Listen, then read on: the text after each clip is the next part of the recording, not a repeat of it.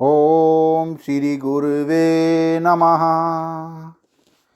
ओम शांति शांति शांति।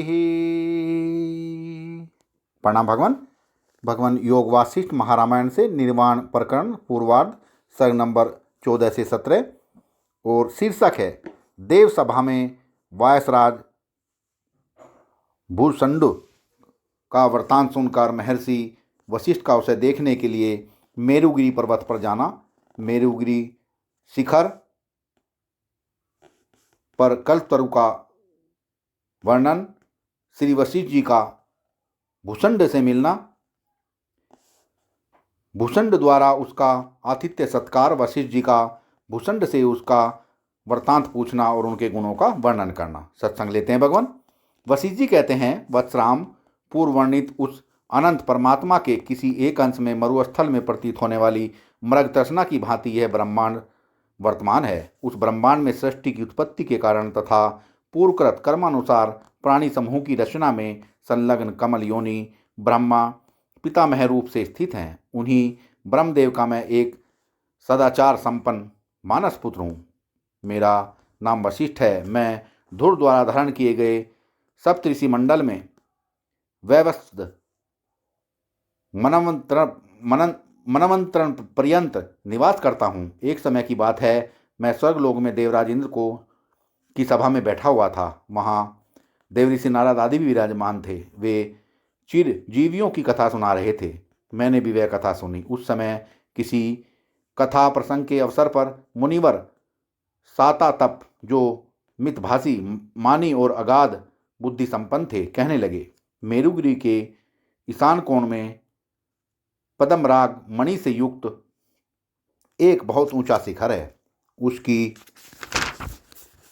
चोटी पर एक अत्यंत शोभाशाली कल्पतरु है। उस कल्पतरु के ऊपरी भाग की दाहिनी शाखा में एक कोटर है जो चांदी के समान श्वेत वर्ण की लताओं में आच्छादित है। उस कोटर में एक घोंसला विद्यमान है।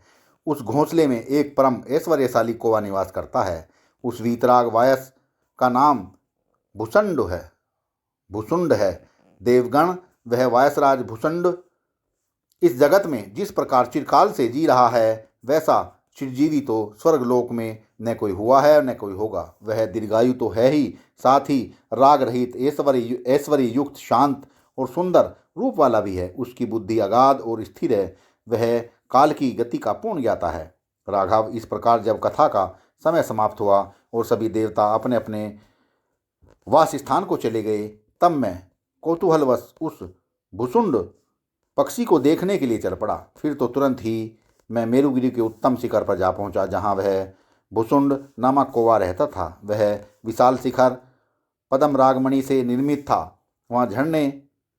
वहाँ झड़ते हुए गंगा जी के झरनों के शब्द गूंज रहे थे। उनके लताओं कुंज में देवता विराजमान थे। गंधर्वों की गति धमनी से वह अत्यंत रमणीय लग रहा था और वहाँ शीतल मंद सुगंध वायु बह रही थी। उसी शिखर पर मैंने कल्पवृक्ष को देखा। वह देवता, किन्नर, गंधर्व एवं विद्याधरों से युक्त ब्रह्मांड की तरह विस्तृत, असीम तथा दसों दिशाओं और आकाश को व्याप्त किए हुए था। वह सब ओर से पुष्पों, फलों और कोमल पल्लवों से आच्छादित था। उसके पुष्पों में सबको आह्लाद प्रदान करने वाले पराग झड़ रहे थे, जिनसे उसकी अत्यंत विचित्र शोभा हो रही थी। वहाँ मैंने देखा अनेक जाति के पक्षी उस वृक्ष के तने और शाखाओं की संधियों में, लताओं में आवृत शाखा ग्रभागों में, लता पत्रों में, गांठों में और पुष्पों में घोंसला बनाकर उसमें छिपे हुए थे।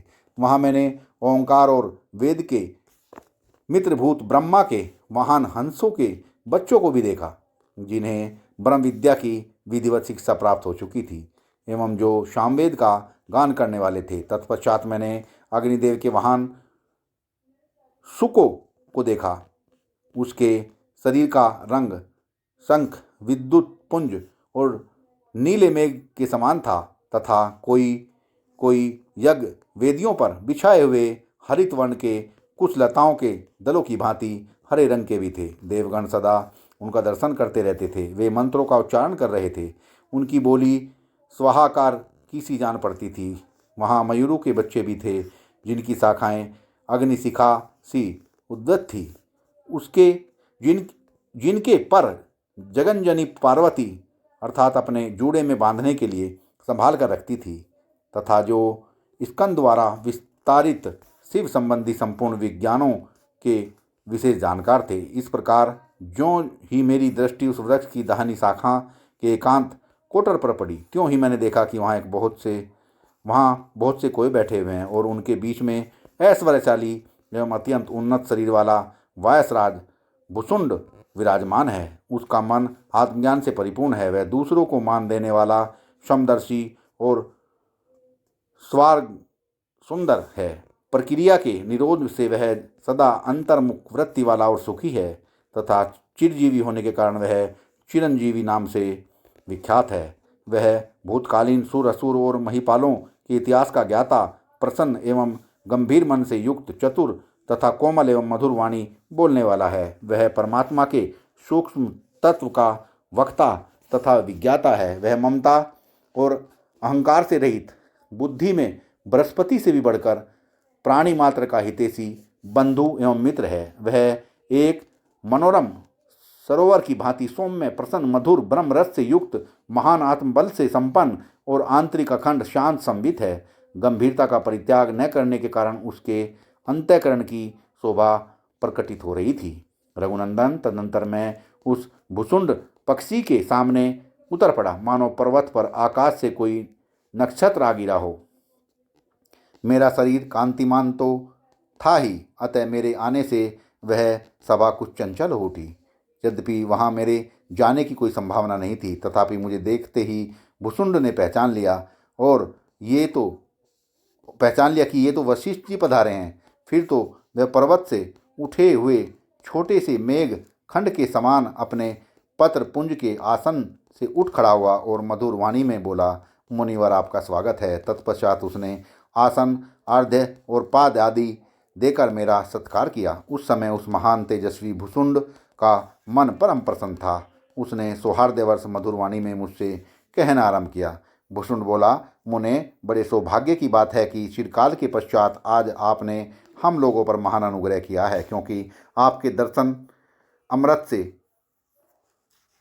सिद्ध जन से सिक्त होकर आज हम लोग पुण्यवृक्ष सरी के परम पवित्र हो गए। मुनिवर, आप तो मान्यों के भी मान्य हैं। इस समय जो आपने मुझे दर्शन दिया है, इसमें चिरकाल से संचित मेरी पुण्य राशि की प्रेरणा ही कारण जान पड़ती है। अच्छा, अब यह बताइए कि कहाँ से आपका शुभागमन हुआ है और किस लिए आज आपने यहाँ पधारने का कष्ट उठाया है। हम लोग सदा आपका आदेशपूर्ण वचन सुनने के लिए लालित रहते हैं, अतः आप हमें आज्ञा देने की कृपा कीजिए। मुनिराज, आपके चरणों के दर्शन से ही मुझे सारी बातें ज्ञात हो गई हैं। आपने अपने शुभ आगमन के पुण्य से हम लोगों को संयुक्त कर दिया है। बात यह है कि इंद्र सभा में चिरंजीवियों के विषयों में चर्चा चल रही थी। उसी प्रसंग में आपको हमारा स्मरण हो आया। इसी कारण आपने अपने चरणों से इस स्थान को तथा मुझे भी पवित्र बनाया है। मुनिश्रेष्ठ, इस प्रकार यद्यपि आपके आगमन का प्रयोजन मुझे ज्ञात हो गया है, फिर भी जो मैं आपसे पूछ रहा हूँ, इसका कारण यह है कि आपके वचन अमृत के रस स्वाद की वांछा उत्तरोत्तर बढ़ती ही जा रही है। श्री राम, तीनों कालों का निर्मल ज्ञान रखने वाले उस चिरजीवी पक्षी भुसुंड ने जब इस प्रकार पूछा, तब मैंने उसे यों उत्तर दिया। श्री वशिष्ठ जी ने कहा, पक्षियों के सरदार, तुम जो कुछ कह रहे हो वह बिल्कुल सत्य है। आज मैं तुम चिरजीवी को देखने के लिए यहाँ आया हूँ। सौभाग्य की बात यह है कि तुम्हारा अंतःकरण पूर्णतया शांत है। तुम सकुशल हो और परमात्म ज्ञान संपन्न होने के कारण इस भीषण जंजाल में भी नहीं फंसे हो। परंतु ऐश्वर्यशाली वायसराज, मेरे मन में एक संदेह है, उसे तुम अपने यथार्थ वचनों द्वारा दूर करो। वह संशय यह है कि तुम किस कुल में उत्पन्न हुए हो, किस प्रकार तुम्हें ज्ञेय तत्व का ज्ञान हुआ, तुम्हारी आयु कितनी है, तुम्हें अपना कौन सा वृत्तांत अर्थात किस कल्प का चरित्र याद है, किस महानुभाव ने तुम जैसे दीर्घदर्शी के लिए यह निवास स्थान निश्चित किया है। श्री राम, वह भुसुंड न तो अभीष्ट लाभ से प्रसन्न ही होता था, न तो उसकी बुद्धि ही क्रूर थी। उसके सभी अंग सुंदर थे। उसका शरीर का वर्ण वर्षाकालीन मेघ के सदृश श्याम था। उसके वचन स्नेहपूर्ण और गंभीर होते थे। वह मुस्कुराकर ही बोलता था। तीनों लोगों की इयत्ता इसके लिए हस्तामल कवच थी। वह संपूर्ण भोगों को तृण शरीर के तुच्छ समझता था। वह परावर ब्रह्म का ज्ञाता था। उसकी बुद्धि पूर्णतया शांत थी तथा वह शांत और परम आनंद से परिपूर्ण था। उसके वाक्य प्रिय और मधुर, अतएव सुनने योग्य तथा वाणी के गान की भांति मनोहर थे। उसका शरीर तो ऐसा लगता था कि मानो संपूर्ण भयों का अपहरण करने वाले स्वयं ब्रह्म ने ही नवीन भुसुंड शरीर नामक धारण किया हो। वह स्वाभाविक प्रसन्नता से युक्त था तथा प्रश्नों का उत्तर देने के लिए उत्सुक होने के कारण उसके मुख की अद्भुत शोभा हो रही थी। इस प्रकार उस वायसराज भुसुंड ने शुद्ध अमृतमय तथा क्रमबद्ध रूप से निर्मल वाणी द्वारा अपना संपूर्ण वृत्तांत मुझसे कहना आरंभ किया। सत्संग को विराम देते हैं भगवान, आगे का सत्संग कर लेंगे। प्रणाम भगवान।